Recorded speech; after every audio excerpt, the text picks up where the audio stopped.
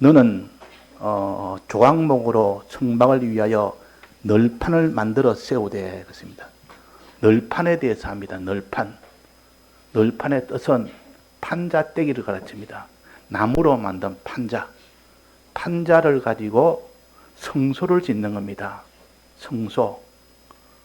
바깥에 울타리가 아니고 하나님이 계실 수 있는 성소. 그 성소는 널판으로 짓습니다. 나무 판자로 이렇게 안에 비치지 않고 헝겊으로 하는 것이 아니라 양 사방 3면이 다 이렇게 앞쪽 면은 휘장이고 왼쪽 오른쪽 뒤쪽은 디귿자 모양으로 된 이것은 다 이렇게 널판으로 합니다. 나무 판자로 완전히 집을 짓습니다. 이 지금 나무 판자가 널판입니다. 자, 널판은 무엇으로 만드느냐? 무슨 나무로 만드느냐? 조각목으로 만든다. 조각목. 조각목은 아카시아 나무를 가르칩니다. 다른 데는 시띠나무라고도 합니다. 이 나무는 아주 흔하고 흔해 빠진 가장 흔한 나무입니다. 어디 가도 이 나무는 하게 있습니다. 가장 천한 나무요. 아주 보잘것없는 나무요.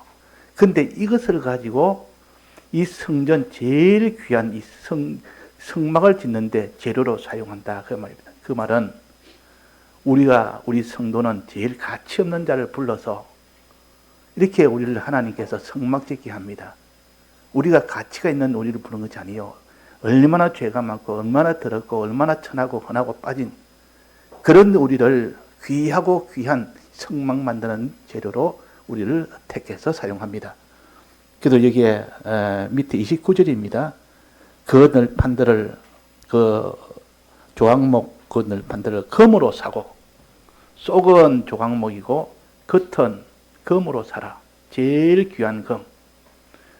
금은 두 가지 특징이 있는데 하나는 변함이 없습니다. 금은 오래 가도 쉽게 변하지 않습니다. 그게 금의 특징이요. 또 하나는 금은 광택이 아주 화려합니다. 다른 이 금속보다도 금은 아주 빛이 굉장히 아름답습니다. 굉장히 화려하다 그 말이에요. 자, 그래서 이 금으로 사고 이 화려한 이렇게 아름다운 금이요.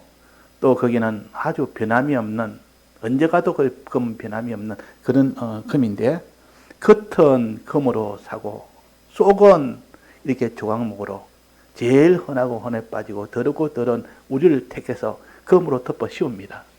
그래서 우리는 금 같은 우리가 되도록 합니다. 자, 요 영적 의미를 한번 봅시다. 베드로전서 1장 6절에 보면 그러므로 너희가 이제 여러 가지 시험을 만나서 근심하게 되지 않을 수 없으나 오히려 크게 기뻐하도다. 너희 믿음의 시련이 불로 연단하여도 없어질 금보다 더 귀하여 그랬습니다. 믿음의 시련이 불로 연단하여도 없어질 금보다 더 귀하다. 자, 우리의 믿음을 금 같은 믿음이라 그럽니다. 금 같은 믿음. 비록 우리는 조각목이지만은 금을 덮어씌 하니까 그 금 같은 믿음이 있으니까 그 믿음이 금 같은 믿음으로 인해서 이 금과 같이 칭찬과 영광과 존귀를 얻는 그 빛을 얻게 되는 겁니다. 그 믿음 하나로. 우리는 조각목이지만은 흔해 빠진 이런 나무지만은 제일 보잘것없는 우리를 하나님이 믿음을 가지게 해서 믿음을 가지니까 그를 칭찬과 영광과 존귀의 이 빛이 화려 비치도록 해서 그를 높이 만드는 겁니다.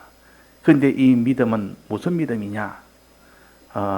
믿음의 시련이 불로 연단하여도 없어질 것보다 믿음의 시련이 믿음에서 시련을 주니까 그 믿음이 점검이 돼버립니다.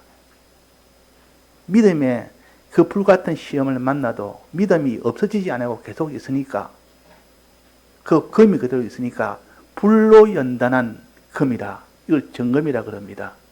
불로 연단하면 모든 잡태는 다 타버리고 순금만 남습니다. 정금만 남습니다.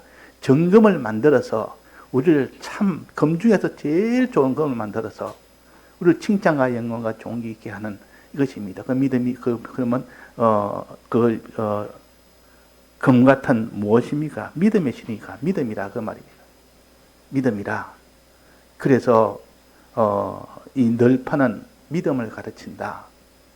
믿음을 가르친다. 검으로 이렇게 사서 하는 것은 이 금 같은 믿음을 그에게 주어서 금 같은 믿음이 있게 해서 그를 아주 높이시는 것이 하나님의 역사입니다. 그러니까 이 믿음이요, 이런 금 같은 믿음이요. 또 여기에 그 널판은 뭐냐? 널판은 성소 안을 보호하는 판때기입니다. 그 널판으로 인해서 첫째 추위를 다 막아줍니다. 더위도 다 막아줍니다. 또 널판을 가지고 이런 바람도 다 막아줍니다. 바람이 불어도 이 널판이 판자떼기로 다 막혀 있으니까 그 바람이 안에 해를 받지 않습니다. 바람의 영향을 받지 않습니다. 더위나 추위도 영향을 받지 않습니다. 그래서 이거는 하나의 막아주는 역할입니다. 이 널판은 막아주는 역할이라. 그래서 무엇이 우리를 막아주느냐? 우리의 신앙생활에서 막아주는 것이 뭐죠? 에베소서 6장 16절에 보면 모든 것 위에 믿음의 방패를 가지고 그랬습니다. 믿음의 방패가 있으면 능히 악한 자의 모든 화전을 다 소멸하고 다 막아준다. 불화살이 막 와도 방패 하나 있으면 다 막지 않습니까? 방패. 근데 그게 무슨 방패냐? 믿음의 방패라. 그래서 이 널판이 있으면 바람이나 해나 어떤 추위나 더위나 이런 것이 다 막아집니다.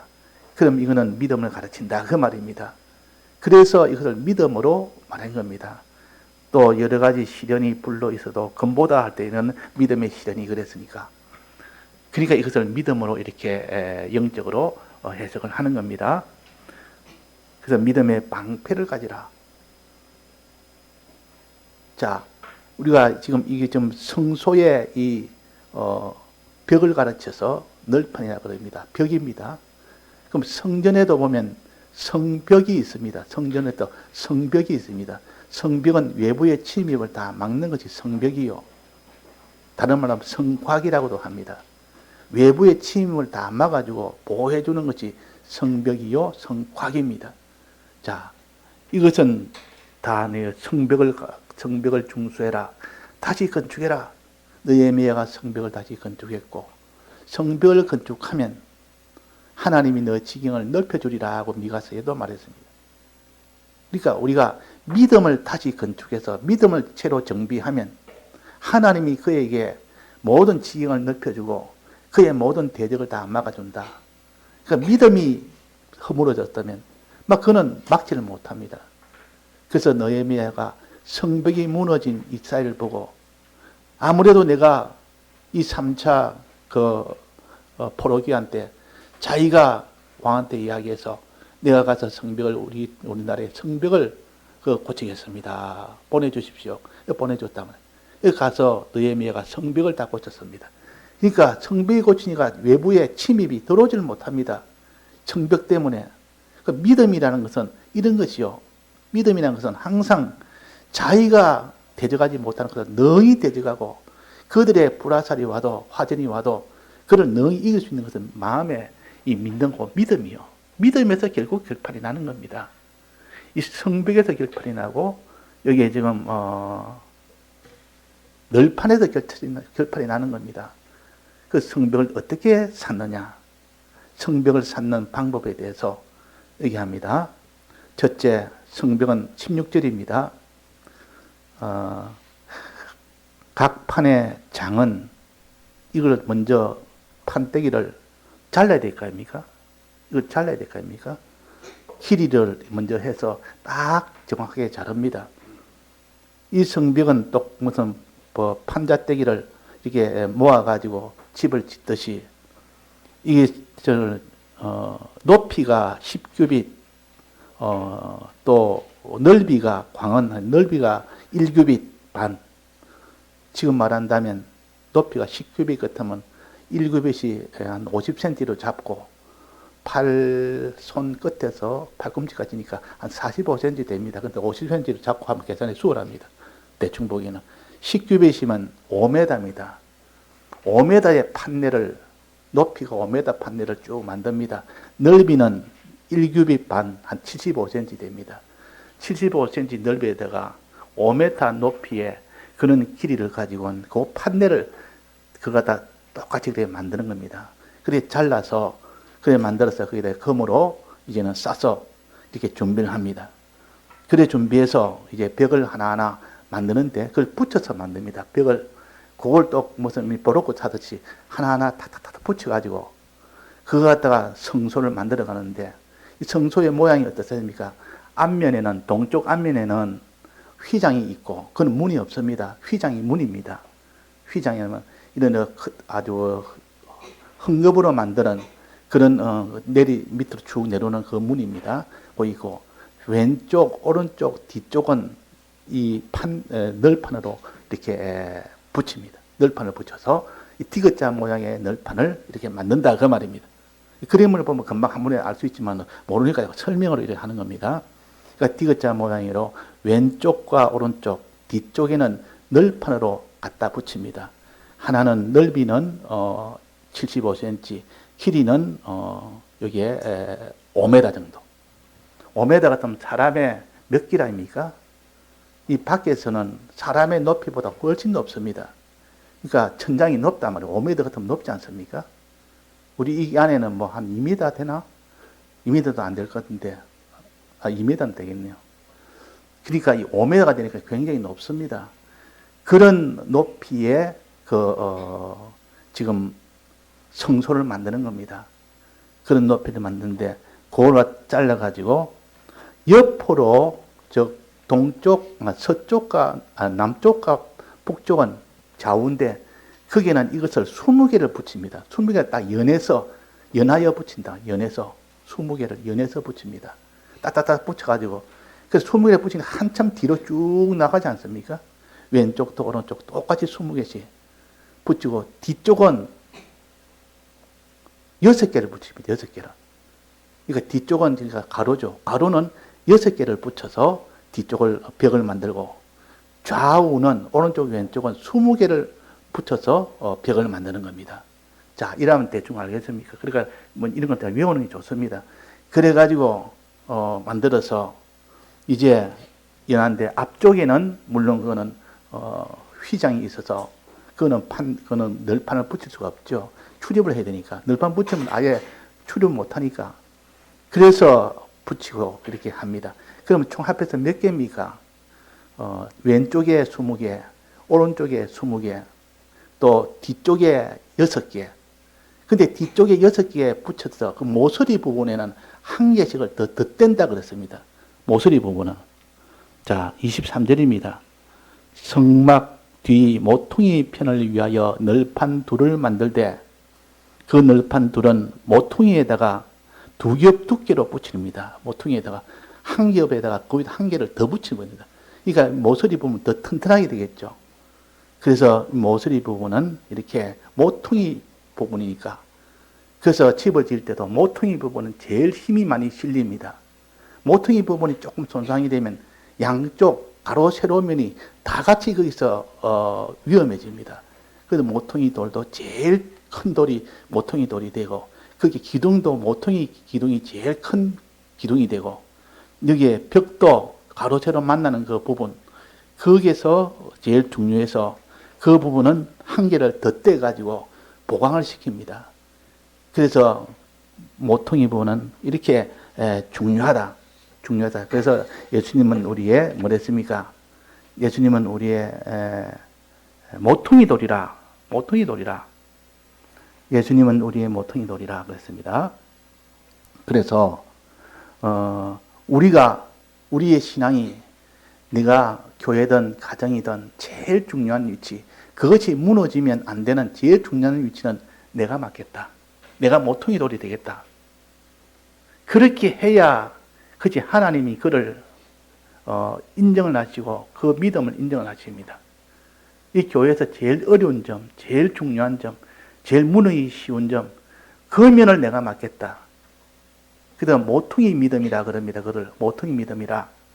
그 모퉁이 널판을 가지고 돼야 된다 하는 것을 요면을 가르칩니다. 우리는 예수님이 모퉁이 하듯이 우리도 모퉁이 돌이 되라. 에베소 2장에 보면 너희는 사도와 선지자의 터 위에 세워짐을 입은 자라. 그리스도 예수께서 친히 모퉁이 돌이 되셨느니라. 너희들도 모퉁이 돌이 되라 그랬단 말이에요. 이 모퉁이의 그 널판을 여기에 댔더라 이렇게 한 겁니다. 그 다음에 모퉁이면 했고, 또 이제 그 다음에 은받침 25절입니다. 그 8널판에는 은받침이 16이니 이 판 아래에도 2받침이요. 받침이라 그러면 그 널판 밑이 공중에 둥 떠 있는 것도 아니고 그냥 바닥에다 그냥 탁 이렇게 세우는 것도 아니고 그냥 그 밑에다가 받침이 있어야, 받침은 좀 넙작합니다. 바닥이 넓적하고 그 널판을 거기다 탁 올려가지고 끼워서 올리도록 합니다. 그냥 올리는 것이 아니라 끼워서 올립니다. 어떻게 끼우느냐? 그 널판의 아랫부분에 촉을 만듭니다. 촉이라고 하면 뾰족하게 튀어나온 그 부분을, 그런 부분을 촉이라 그럽니다. 화살촉하고 연필촉 하듯이 그 부분이 뾰족하게 이렇게 나와서 아래 부분도 오목하게 만들어서 그 받침대를 오목하게 이렇게 구멍을 만들고 그 위에 널판은 아랫부분을 뾰족하게 만드는 것이 촉이라고 하는데, 촉을 2개를 만듭니다. 한 널판에 촉을 2개를 만들어서 그 받침대를 은으로 만듭니다. 단단해야 되니까, 이 금속이 돼야 되니까 은으로 만듭니다. 받침은 은으로 부어서 만드는데 그 은으로 그 촉 하나에 받침대 하나를 끼웁니다. 밑에 또 촉 하나에 또 은 받침대 하나를 끼웁니다. 그러면 한 널판에 은 받침대를 2개씩 배당이 되는 겁니다. 그러면 이 널판이 전부 다 몇 개입니까? 자, 널판이 전부 몇 개죠? 왼쪽에 20개, 오른쪽에 20개, 뒤쪽에 6개, 또 뒤쪽에 덧댄 거 각각 모서리에 1개씩. 그러면 뒤쪽에는 모서리 포함해서 8개가 됩니다. 8개가 되고, 그러면 오른쪽 왼쪽에 40개에서 48개가 이 널판이 됩니다. 48개의 널판을 각각 한 널판에다 2개씩 은받침을 달아야 되니까, 그 은받침을 달으니까 그 은받침에 그 2개씩 끼우면 어떻게 됩니까? 전부 다 은받침은 몇 개가 되어야 되습니까? 96개가 되지 않습니까? 48 곱하기 2 하니까 96개의 은받침을 다 끼웁니다. 자, 은받침은 무엇을 가르치느냐? 우리의 믿음이 은받침이 그놈으로 흔들리지 않습니다. 밑에 받침이 없으면 이것이 언제 꺼질지, 바닥이 어떻게 기울어질지 꺼질지 이러면 그 위에 세운 그것도 믿음이 대반에 흔들립니다. 널판이 대반에 흔들린다 그 말이에요. 그러니까 흔들리지 않은 그 믿음, 견고한 믿음을 가르칩니다. 그래서 우리는 항상 널판이 있는, 면받침이 있는 널판이 되어야 된다. 이 말은 흔들리지 않는 믿음이 흔들리지 않고 견고한 믿음이 되어야 된다 하는 것을 이게 말씀을 하십니다. 고린도전서 15장 58절입니다. 그러므로 내 사랑하는 형제들아, 견고하며 흔들리지 말며 주의 일에 더욱더 힘쓰는 자들이 되라.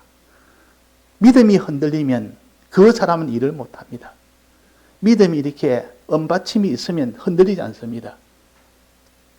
은받침 96개를 다 그 널판마다 다 붙여서 그것이 견고하게 되도록, 한 널판에 2개씩 붙으니까 얼마나 견고하겠습니까?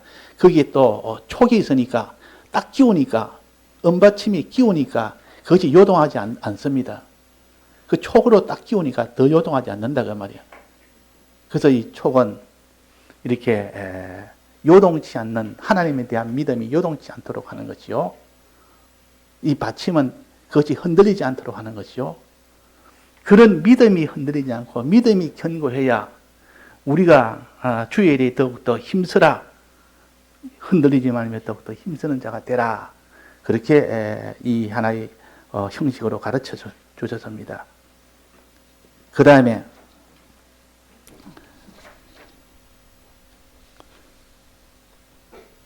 띠에 대해서 나옵니다. 26절입니다.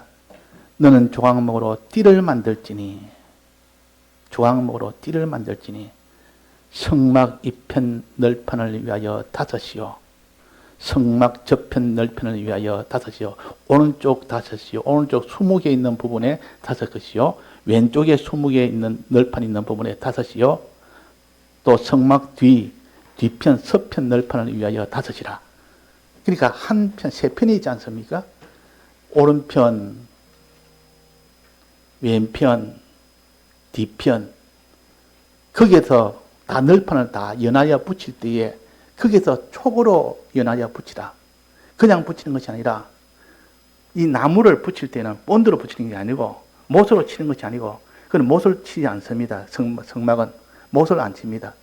꼭 요철을 만들어 가지고 촉을 만들어서 뾰족하게 튀어나오도록 나무를 그렇게 만듭니다. 깎아서 그렇게 만들어 가지고 촉을 만들고 또 한쪽은 오목하게 들어가도록 홈을 만듭니다.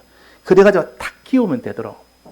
우리가 무슨 장롱 같은 거 보면 그 나무로 지은 장롱인데 그걸 고정할 때 보면 이 홈이 있습니다. 거기다가 원래 있던 그 홈에다가 그 한쪽에 그 판넬 거기서 탁 거기다가 끼우면 딱 되도록 했습니다. 못질하지 않고 다 그렇게 요철을 통해서 고정을 시킵니다. 이런 것처럼 판넬과 널판과 널판의 이 연결을 무엇으로 하느냐? 촉으로 한다. 하나는 홈을 만들고 하나는 촉을 만들고 이렇게 탁탁탁 끼웁니다. 조립하듯이. 아래는 은받침에다가 촉을 만들어서 아래는 밑으로 끼우고 왼쪽에는 좌우 쪽에는 이 널판과 널판 사이를 딱 붙입니다. 그러면 어느 정도 견고하게 된다. 밑에도 촉으로 끼우지 위에도 촉으로 끼우지 이러면 어느 정도 전체가 좀 견고하게 됩니다. 그래서 이거는 성도의 연합입니다.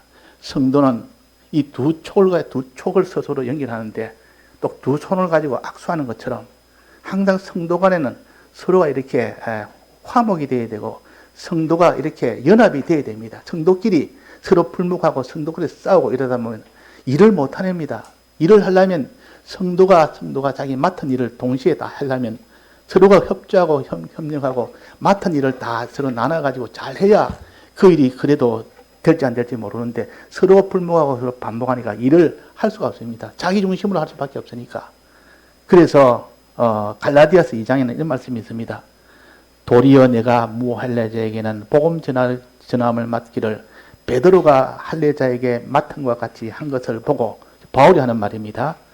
바울이 생각하기로 무할례자 즉 이방인에게는 복음 전함을 맡기를 베드로가 할례자가 맡은 것과 같이 한 것을 보고 베드로는 할례자에게 복음을 전하고 나는 무할례자 즉 이방인에게 복음을 전한다. 그래서 이게 역사니 이방인에게는 사도로 삼았고 내게는 이방인에게 나는 사도로 삼았고 베드로는 할례자에게 사도로 삼았다. 이것도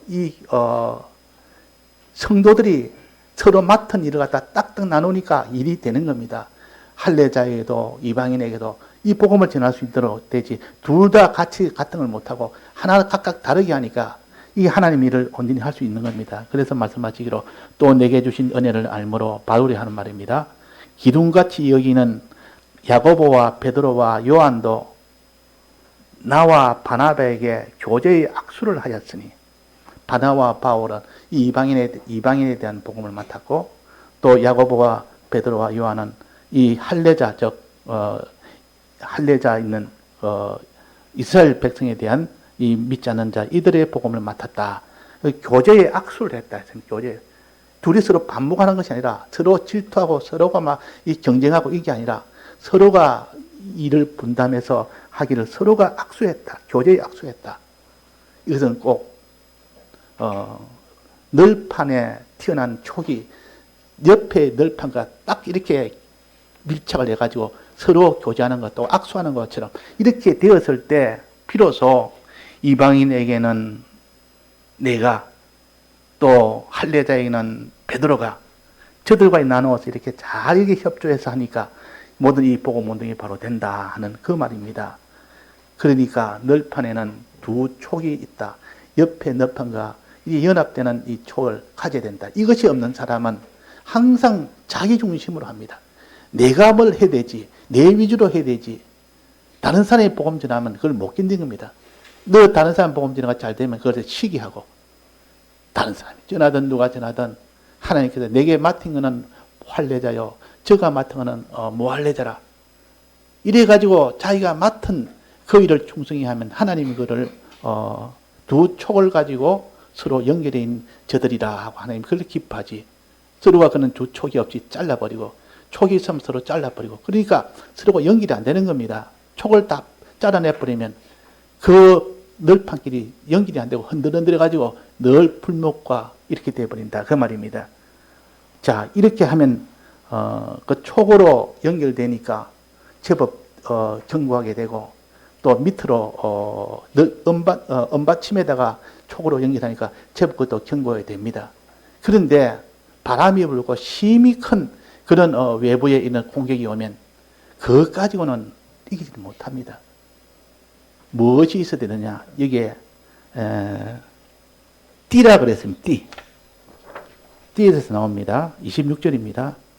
너는 조각목으로 띠를 만들지니, 이 널판만 띠를 만드는 게 아니라 조각목으로 띠를 만들어라. 이제 널판 만들었으면 이 띠는 뭐냐면 긴 막대 같은 겁니다. 긴 막대기. 긴 막대기를 띠로 여기고, 띠로 하고, 널판과 널판 사이에 서로 연결을 더 강하게 하기 위해서 널판 부분에 다 이 고리를 각각 만듭니다. 널판 부분에 고리를 이렇게 딱딱 만들어서 거기에다가 작은 막대기, 긴 막대기를 띠를 갖다 거기다 끼웁니다. 그러면 그 긴 막대기, 띠로 인해서 그 널판들이 서로가 딱 견고하게 하나가 되어버립니다. 하나가 되는. 근데 그 띠를 하나만 끼우는 것이 아니라 위에 하나, 또 바로 밑에 하나, 중간에 하나, 또 밑에 두 개, 위에 두 개 하고 밑에 두 개, 중간에 하나, 5개를 끼웁니다. 5개. 그 뒤에 5개 끼운다 나옵니다. 5개를 끼웁니다. 그것도 오른쪽에도 그렇게 하고, 왼쪽에도 그렇게 하고, 뒤쪽에, 서편 쪽에도 그렇게 하고, 그렇게 해가지고, 그걸 끼우니까 전체가 딱 하나가 되어버린단 말이에요.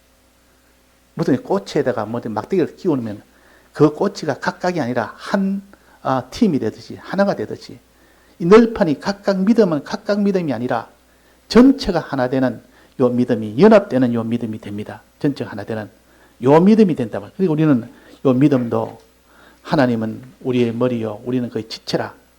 지체가 각각의 독립적으로 자기 위주로 하는 것이 아니라 머리의 지도를 봐도 하나가 되듯, 띠의 지도를 받아도 하나가 되듯 그렇게 되어야 됐다 하는 겁니다. 띠란 것은 하나로 묶는 그런 역할을 합니다. 띠는 그렇게 묶는 역할을 합니다. 자, 그래서 띠는 어떤 일을 하느냐?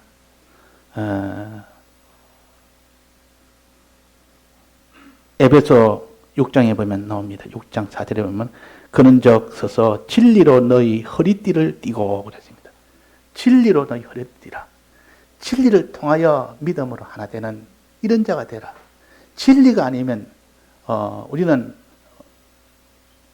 띠를 멜 수가 없다. 진리의 허리띠로.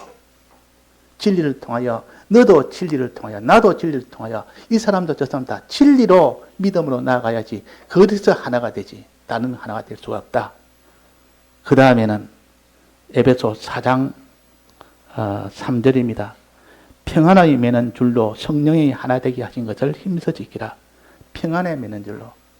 매는 띠로 그 말이에요. 평안을 매는 띠로 성령이 하나 되게 하는 일을 힘써 지키라.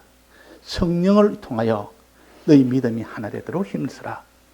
이 성령을 받으면 우리는 그 안에서 다 이 성도들이 하나가 됩니다.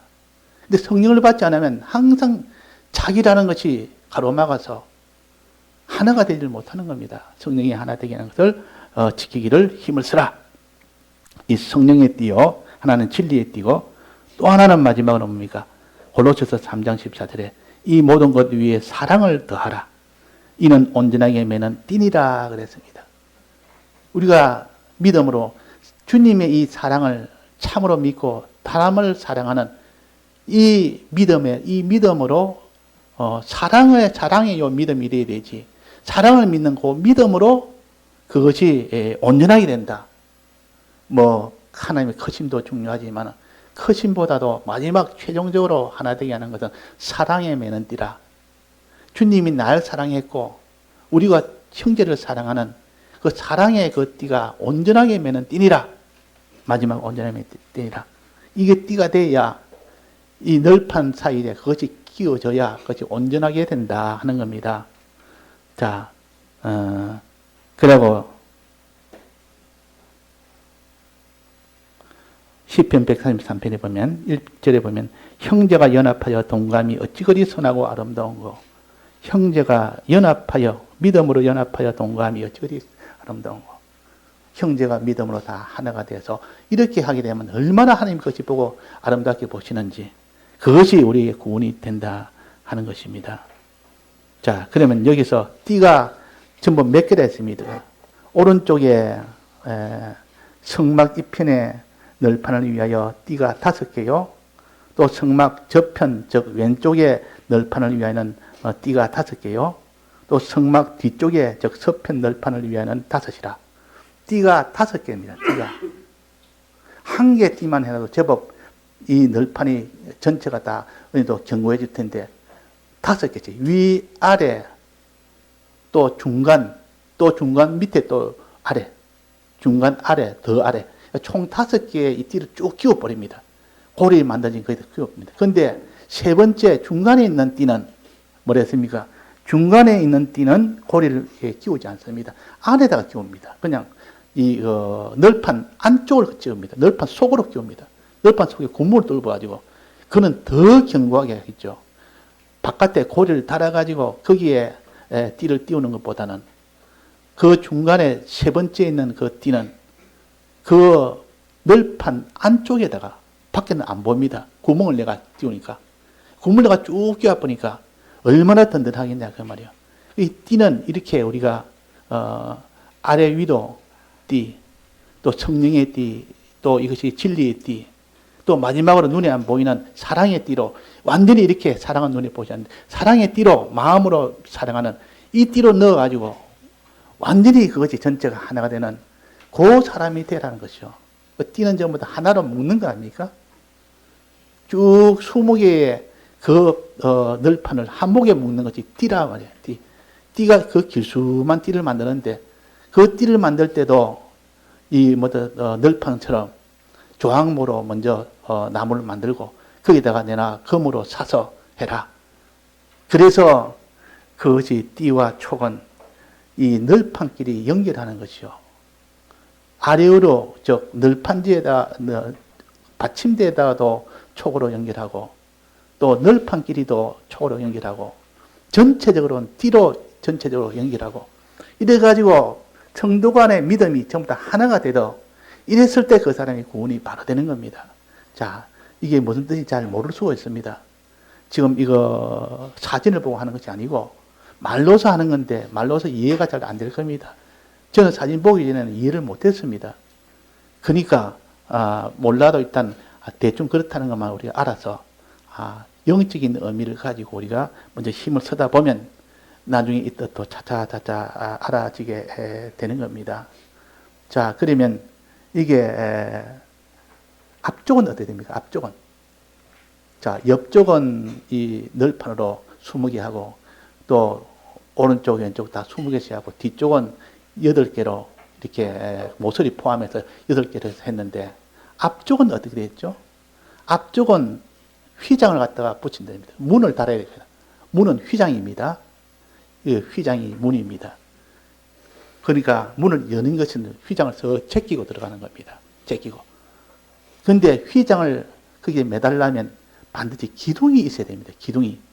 기둥에다가 거기다 가름대를 만들어서 거기다가 고리 붙여서 그게 붙입니다. 그러면 거기다 휘장이 공중에 위에 달려가지고 있다가 말이에요. 그렇게 문을 그렇게 만드는 겁니다.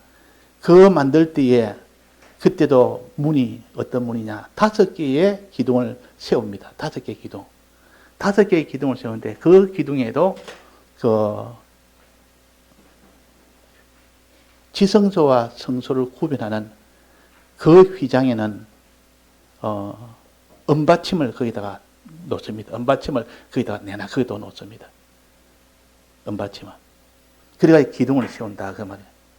그 바깥에 이제 성소에 들어갈 때 거기도 내나 휘장을 갖다 놓습니다. 이걸 바깥 휘장이 성소 휘장이라 그러고 그 앞에 지성소에 들어갈 때 휘장을 지성소 휘장이라 합니다. 지성소를 먼저 그렇게 하고 그 다음에 두 번째는 성소에 들어갈 때는 그 휘장도 그 문도 달아야 됩니다. 그 문 달 때는 그때 기둥은 5개입니다. 성소에 5개라. 그 5개를 달고 똑같이 그래도 고리를 달아가지고 그게 하도록 합니다. 그때 5개의 그 기둥은 놋받침을 답니다. 놋받침. 근데 안에는 은받침이거나 놋받침을 답니다. 이만큼 놋받침은 이렇게 모든 환란에서도 이길 수 있는 그런 것을 가르쳐서 놋받침이라 보통 그럽니다. 그러니까 이렇게 해서 기둥도 이렇게 2가지가 있고 받침도 이렇게 2가지가 있고 나중에는 보면 또 입구에 울타리에서 들어가는 그 입구에도 보면 그도 내나 휘장이 또 있고 거기에 또 기둥도 있습니다. 이 기둥은 그러니까 울타리에서 들어가는 그 기둥이 있고 또 성소에 들어가는 그 기둥이 있고 또 안에 지성소에 들어가는 그 기둥이 있다. 이런 전체적인 구조를 대충 알고 나면 성경을 읽으면 막히지 않습니다. 이걸 전체적으로 모르고 읽으면 뭐가 전체를 잡지를 못합니다. 전체를 못 잡으면 나중에는 표류가 돼가지고 읽어도 이 뭔 뜻인지 모르고 앞에 말이 중복이 되고 반복이 되고 내가 이것이 이것이고 저것이 저것이고 이해를 하지 못한다 그 말이야. 그러니까 우리가 하나님 앞에 명치를 우리가 가질 수 있도록 정리해서 딱 붙들 수 있도록 해야 신앙으로 이렇게 나아가야 됩니다. 항상 우리는 촉과 띠를 가지는 그런 성도들 간의 연합이 되어야 되고 또 우리는 믿음이 흔들리지 않은 은받침을 항상 가져야 됩니다. 은받침을 가져야 되고 또 우리는 이런 금으로 산 이런 금의 이 믿음을 가져야 되고 우리는 원래는 이래 참 종황목 같은 못난 우린다. 이 겸손한 것이 있어야 되지. 나는 원래 좀 잘난 사람이다. 이 정도면 나는 제가 믿음이 제법 있는 사람이다. 나는 원래 귀하게 이렇게 능력이 있는 사람이다. 이러면 하나님 다 버려버립니다. 너는 조항목이다. 조항목에다가 하나님이 금으로 도배를 해놨다. 금으로 입혀놨다. 그래서 너가 되는 것이지. 그 질그릇에도 보배를 그랬습니다. 질그릇에다가 흙그릇에다가 거기에다가 보배를 담으니까 그 보배로운 그릇이 됐지. 그 원래는 흙으로 된 그릇인데 안에 담은 것이 귀하니까 그는 보배로운 그릇이 되는 겁니다. 그런 것처럼 우리는 이렇게 원래는 이렇게 조항목이지만은 그러나 우리는 금으로 도배를 해서 믿음으로 나아가도록 하나님이 우리에게 믿음을 주셨습니다. 자, 믿음은 누가 줬습니까? 대속은 누가 줬습니까? 대속은 주님이 주셨고 믿음은 누가 주십니까? 누가 주셨습니까? 성령의 은혜입니다. 진리와 성령의 은혜로 믿음을 주십니다. 그 진리와 성령은 보혜사라. 주님의 대속을 믿도록 도와주는 보혜사고 예수님은 대속을 해서 우리가 대속이 되도록 해준 분이 예수님이시고 그리고 예수님과 이 주님의 대속의 이 은혜와 이 성령과 진리의 은혜를 항상 2가지로 해서 그렇게 우리가 또 나아가야 온전한 믿음이 됩니다.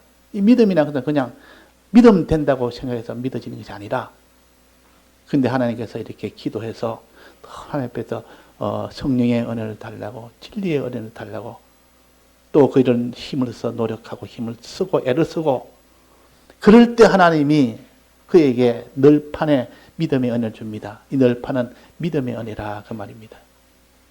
이것이 있으면 어떤 대적도 다 막아집니다. 어떤 믿음의 방패이기 때문에 어떤 불화살이 와도 이 믿음 있는 사람은 다 이깁니다. 골리앗과 다윗이 싸울 때 무엇으로 이겼습니까? 믿음으로 이기지 않습니까? 여호와 하나님을 믿으니 나는 여호와 하나님 나와 함께한다. 너는 그 칼과 무기로 함께하지만은 하나님이 더 강하니까 더 믿으니까 이제는 나아가니까 그 골리앗이 바로 거꾸로졌습니다. 우리가 마음으로 믿는 믿음이 없는데 그 사람이 그런 용기를 가질 수 있습니까? 그런 행동을 할 수 있습니까? 용기와 행동은 믿음에서 나오는데 그 믿음을 업신여기니까 성령과 진리의 은혜 이것을 아주 무시해버리니까 그 사람이 믿음으로 살 수가 없는 겁니다. 예, 다 같이 통성으로 기도하시다가 기도하시겠습니다.